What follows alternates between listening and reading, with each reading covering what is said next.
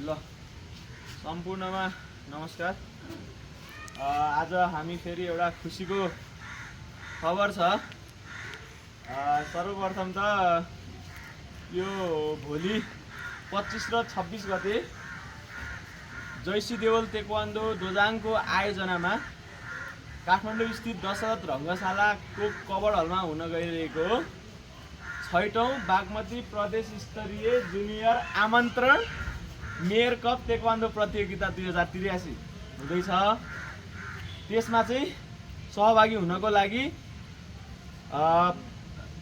एउटा तौल समूहमा एकजना खेलाडी मात्रै सहभागी हुने प्रावधान छ।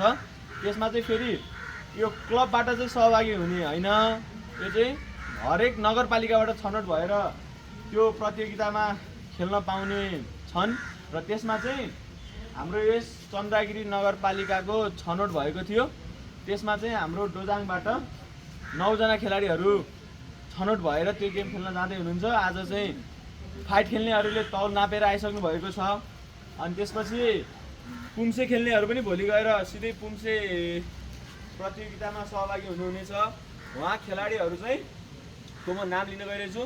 त्यो चाहिँ के को लागि हो भन्दाखेरि हाम्रो नयाँ खेलाडीहरूलाई पनि थाहा हुन्छ कि अब हाम्रो सिनियरहरू कुन कुन गेम खेल्न जाँदै हुनुहुन्छ हैन। ऊ नयाँ व्हाइट बेल्टहरू हात उठाइछ त।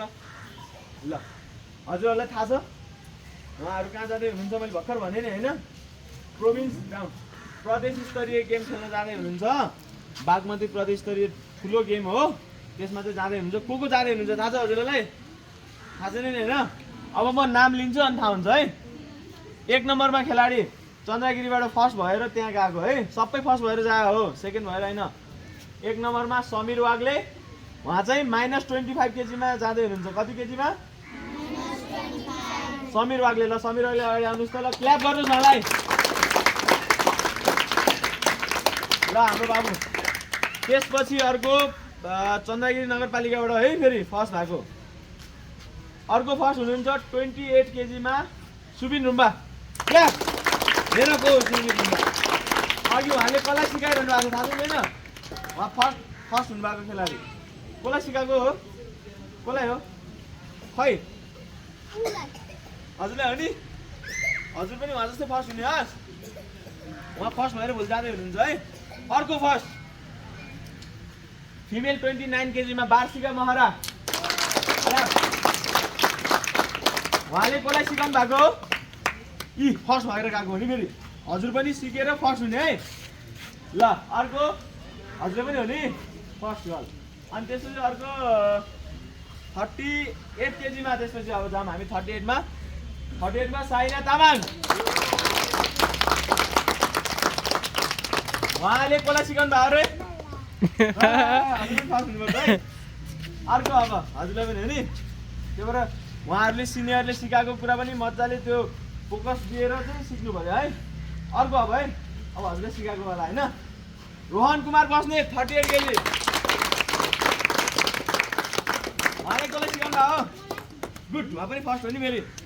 ल अब अर्को फाइटमा अर्को छ सिराजन हुनुहुन्छ, उहाँ एब्सेन्ट। अब पुम्सेमा भनेको यस्तो काँटा देखाउने थियो नि अघि, तपाईँले सिक्नु भने हजुर सिकाइरहनु भएको थियो नि यस्तो हो। अब त्यो पुम्सेमा अन्डर 10 इयर्स को छ? 9, 8 इयर्स को हुनुहुन्छ? 7 इयर्स। अन्डर 10 इयर्समा फर्स्ट भएको मान्छेको नाम लिन्छु है। अतिफा आचार्य। ल त्यसपछि अर्को को होला थाहा छ? थाहा छ कि छैन? अनुज भुजेल। उहाँ चाहिँ अन्डर 14 इयर्समा है। त्यसपछि अर्को सलिना श्रेष्ठ अन्डर 17 इयर्स।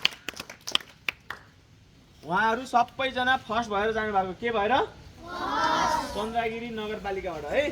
अनि अब अहिले यो पालि उहाँहरू फर्स्ट हुनुभयो। अर्को पालि को फर्स्ट हुने हो? हामीहरू भन्नु न। यो पालि उहाँहरू फर्स्ट हुनुभयो सबैले भन्ने। अर्को पालि को फर्स्ट हुने हो? है त्यो हुने। अनि त्यसपछि अब उहाँहरूलाई चाहिँ भोलि पनि अब हामीले के भन्ने? बेस्ट विशेष अनि फेरि गोल्ड मेडल जितेर आउनुहोस् भन्नु त। फर्स्ट भएर आउनुहोस् दिदी दाइहरू भन्नुहोस्। ल ल क्ल्याप क्ल्याप अनि बाई बाई